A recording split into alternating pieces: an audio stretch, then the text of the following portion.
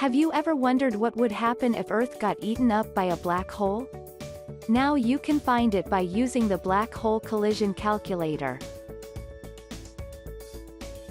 The calculator created by particle physicist Álvaro Díez is customizable and calculates how much a black hole would expand and the amount of energy it would release if it swallows the Earth.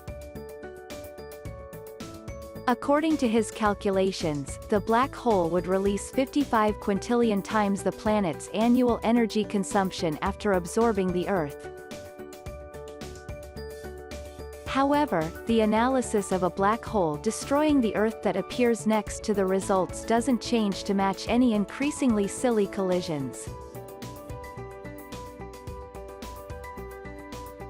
Thanks for watching. Subscribe to Steamdaily newsletter for such amazing latest content on science and technology.